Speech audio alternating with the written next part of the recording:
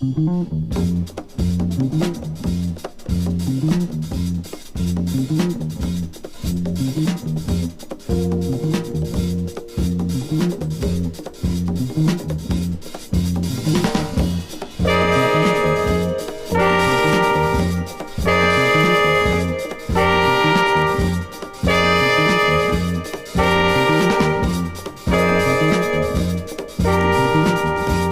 a mission given to me by Woody Shaw, Sunship, Dizzy, and John Kahn, dedicated to pursuing a piece of our cultural heritage through interviews with my music heroes, this is The Jake Feinberg Show.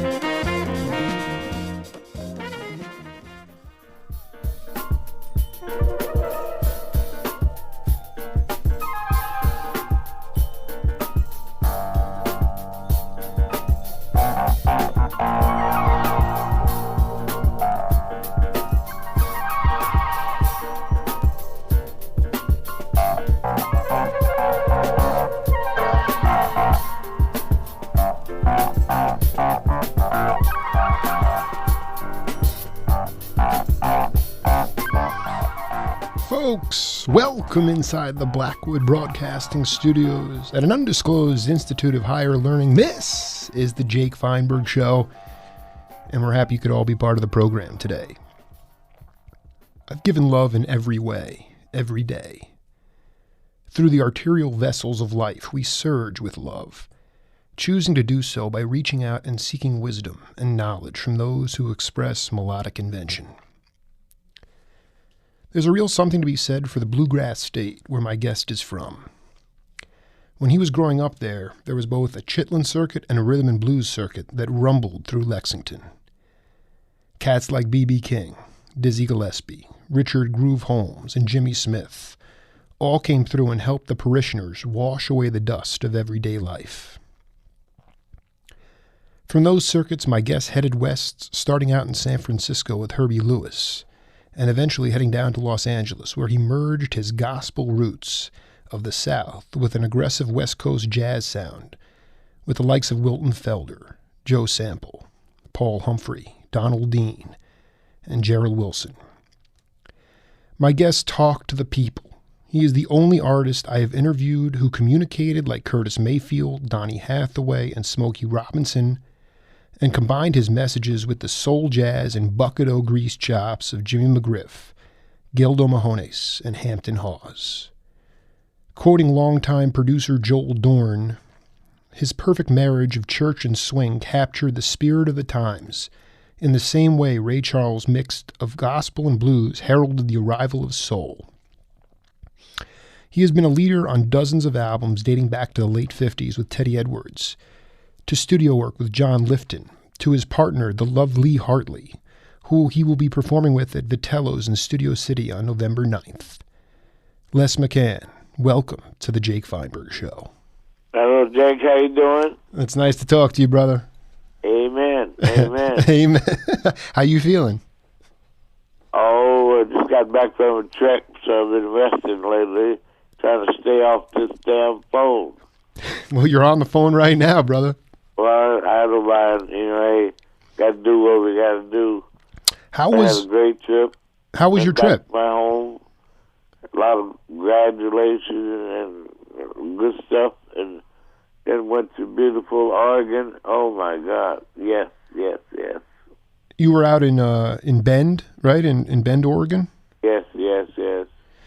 What were you doing? Were you a little bit of everything, or were you performing or doing classes? What were you doing out there? I don't know if you know, but I sang and I played piano.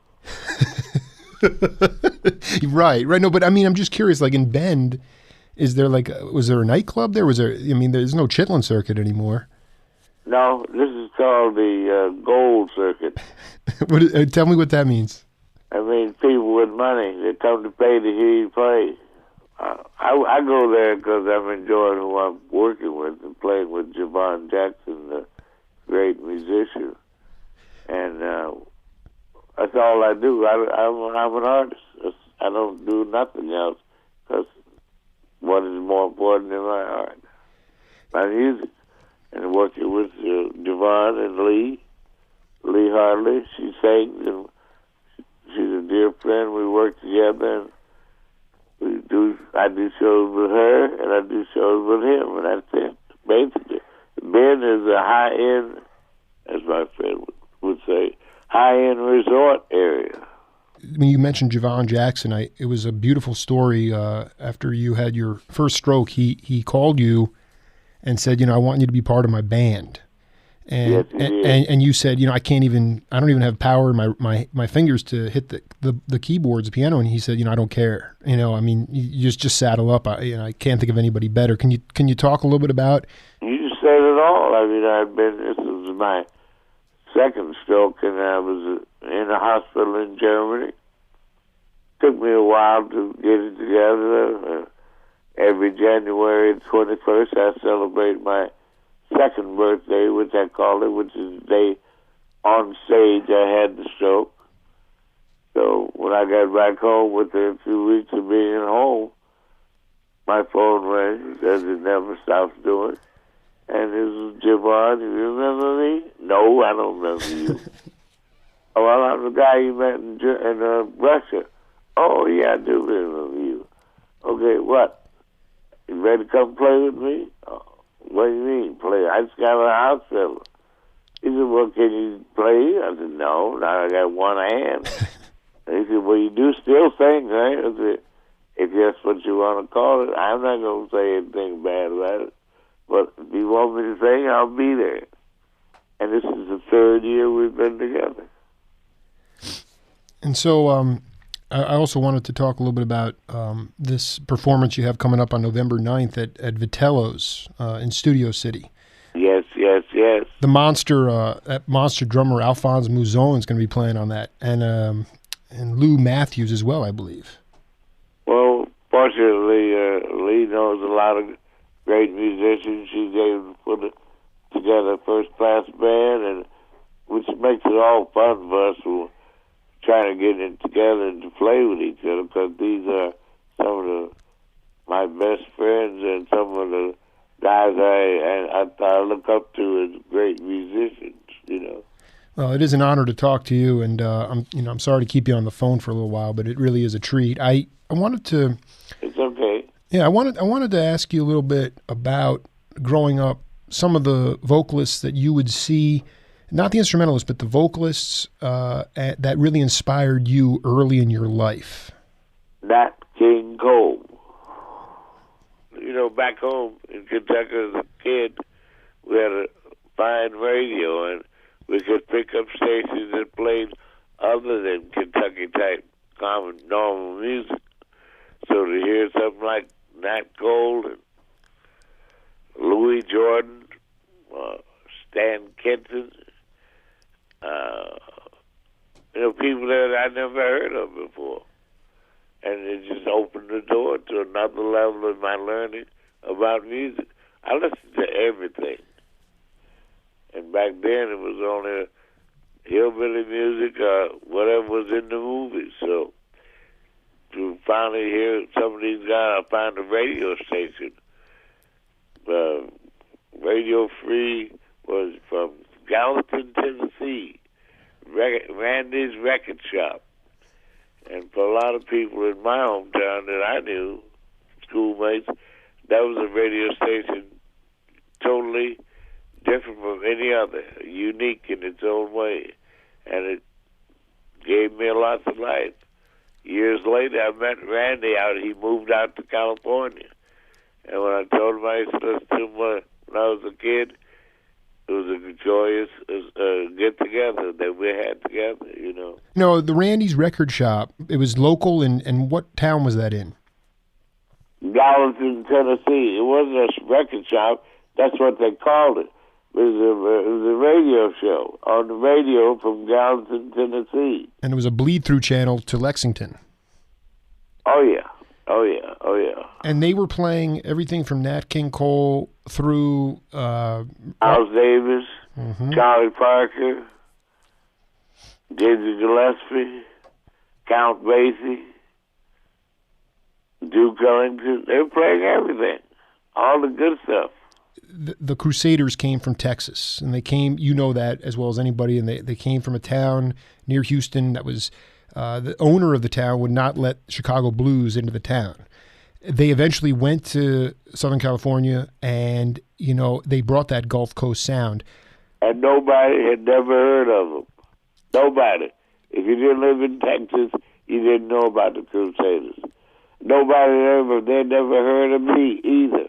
But I had a record contract by then, so I agreed to let them play on one of my records. It was called Bucket O' Grease, right? No, hell no. What was the name of it? Hate that record. My God, Jesus, what records do you have? Hey, you know what? You just said let's play a clip. I got one of your favorites, so let's throw it in and we'll come back and talk about it. Okay.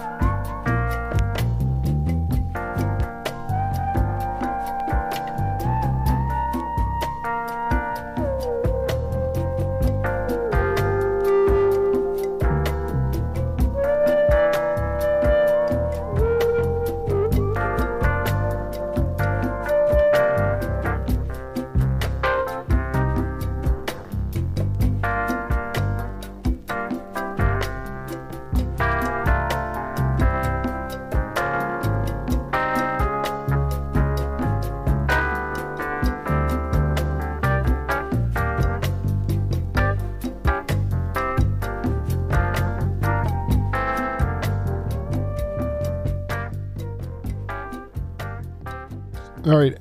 Was that one of your favorites? Yes, it is. Soaring yes, it at is. Sunset, baby, part 2. Well, but see, very few guys that are on the radio play those records. They just play the same song compared to what with these hands, compared to what with these hands. I have 135 CDs out, and that's the only 2 songs you hear on the radio. You know, that's the Jake Feinberg Show is all about uncovering the gems. I mean, you know, this is one of the headiest records I've ever listened to in my life. And it was actually it was very progressive. I mean, it was the first time.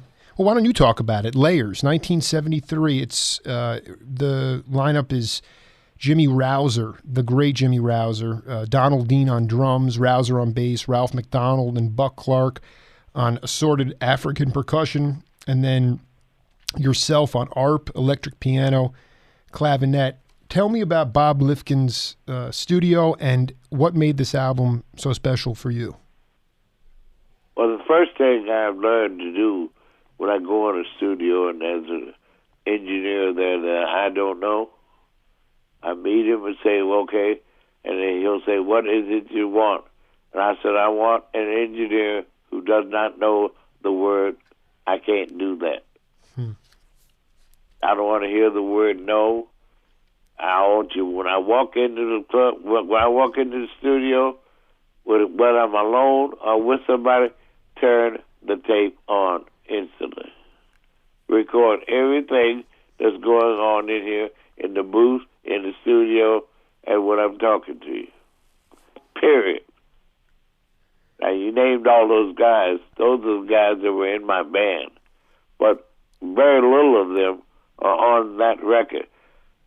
For some reason that night, the world opened up to me, and the band was there, and they said, Les, you're hearing something that we don't hear. You do it. So I played all the instruments on that record. Period. Right. I'm reading here, in your notes, you said after the rhythm tracks were done, I really thanked the guys as they left. As for me, I went back to the keyboards. I asked Bob to turn out the lights and rerun the tapes. Then, like a kid left alone in a candy store, I became the whole orchestra. I jumped from trumpet section to the trombones, various flutes, oboes, and bassoons. I even had my chance at the drums and the bass. Soaring at Sunset. I have many images when that comes to, it could be flying, it could be just getting high as a kite. Can you tell me what Soaring at Sunset, because that track, it's street rhythm through and through. Well, I'm glad you liked the record for one thing, but most people have not heard that record unless they know me, you know. It's, to me, one of the biggest doors I ever walked through as far as opening up to another level of what I am as a musician. So Bob Lifton and I learned to be good partners because he understood what I meant. And because of that, some people tell me this is supposed to be the first fully recorded electronic record. But Bob Lifton made it possible because he even figured out a way to link two 32-track machines together to be in sync with one. Now all that stuff is extremely easy because of computers. But then it was not. There was tape recorders, and you had to figure. So that's what I said. What I want to do cannot be done on a 2-track tape, on a 4-track tape, on an 8-track tape. So whatever you got, hook it all up together. Let's do this. And just let me play, you'd get it. And that's the way it worked out. That was the beauty of that old record. And we didn't name the songs and the music till way after we played. All I did was play. I wasn't thinking of songs. I wasn't thinking of anything but music in my heart. And as I played one, I knew exactly what to add to it. I knew exactly what instrument I wanted to play next to put it. And I had the guys there saying, okay, this is what I want. No, you do it. You hear it, you do it. Mm-hmm. Thank God for those great musicians. Donald, I was just hoping you could spend a little time talking about Donald Dean. And all these guys. We miss their spirits. They're still with us, but they're not on this planet. Buck Clark and Ralph, Jimmy Rouser, and Donald Dean. Talk a little bit about this brotherhood that I continually I'm trying to formulate the question, but this brotherhood of musicians and the idea that they could understand that you hear the music and we're just going to step back and you do it. Talk about the leadership qualities of those guys and how you guys work so well as a band. Well, if you had a band that told you you got it, you know what you're doing, and go ahead and do it, what would you do? That's all right there. That's simple. They realized they couldn't do it, and they're telling me, if you hear it less, you do it. And that's what it took. They were just there for me. I'm there for them, no matter whether it was the music or whether there were good words or whatever.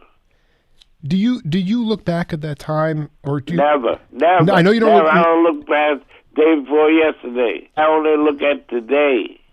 But my question is, you had all this stuff bubbling inside of you, and you had the flexibility within the record industry. You had a reputation, and you went to Joel Dorne and said, "I have all this stuff. I need to put it on record." You did 2 records in, I'm trying to find the information here. You were doing 3 records that year. how nice was it to be able to get that stuff out on a record? And how do you compare it to today in the world that we are, the music world that we live in today? Well, like I was saying, I didn't say much about Joel Dorne, who was my producer and my connection with Atlantic. He knew what I do on my music and what I was doing with my music as a trio or a band. But he also understood what I'm talking about when I'm not on stage, when I'm not on the bandstand, the other music that I do. And whenever I called him and said I got an idea, he would just set up a recording date and we'd go in. And he was not a person to be sitting there trying to tell you what to do, because he don't know what I'm doing. He just supported me in every way. Joel was one of the great producers because he didn't tell guys what to do. In jazz, you don't tell musicians what to play. You just tell them it was a good take or it was a bad take or this needs to be done. I knew what I was doing, okay? And yeah, absolutely. I mean, I think that's the idea, is that the producers knew their role and they knew to get out of the way. And that's not all of them. That's what I'm saying. The unique thing about Joel Dorne, he didn't get in the way. All the others did. Okay, I'm hiring you to be producer for Les McCann's record. Okay, I got to get in there. I got to pick some songs, blah, blah. No, you ain't got nothing to do with that. I got the music. You produce. You just, and I work together. Let's talk about it, you know. You got to put some people in the role they claim to play, not tell me about music. I've had producers, oh, I got this song I think you ought to play. No, I don't play other people's music. Do you understand me? They said, no, I just think it'd be a hip song. I don't care what you think. I am here on this planet to be me, period. They don't understand that, then we don't work together because it's not a problem. You don't have to do what the thing that jazz musicians do.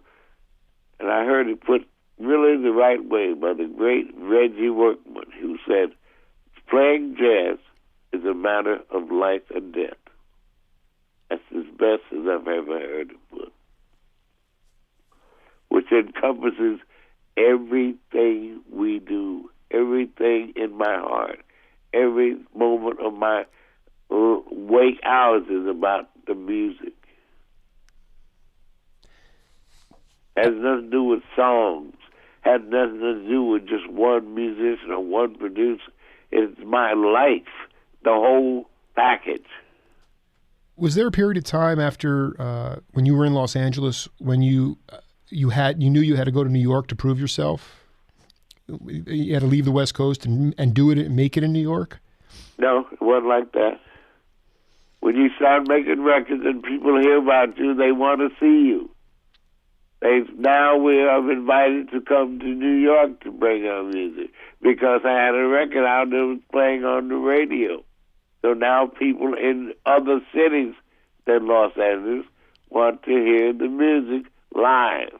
Listen, I got another track to play for you. This is one of my favorites. I dance my baby to sleep to this on a daily basis. So settle in and we'll come back. Okay.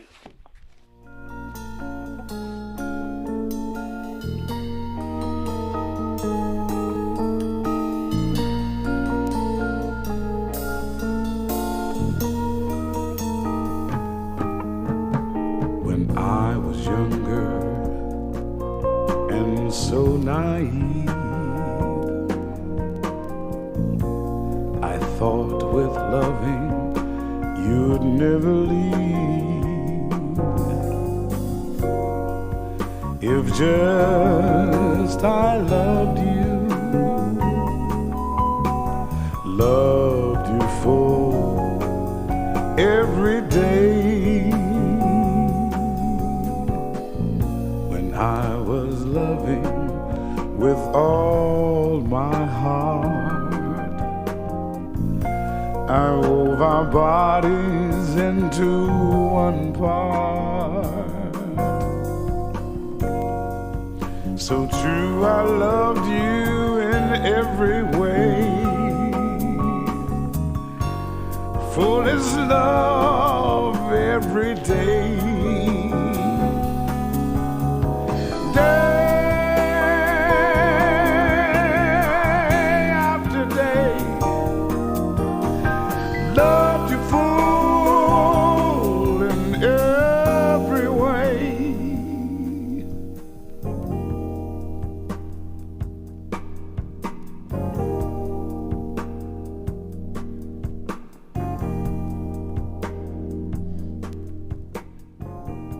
about that track? Wow, you brought my mind. Because for me, who has all these so many records out, to hear someone playing the other music that nobody ever gets to hear, I didn't even remember that record. Well, River High and River Low.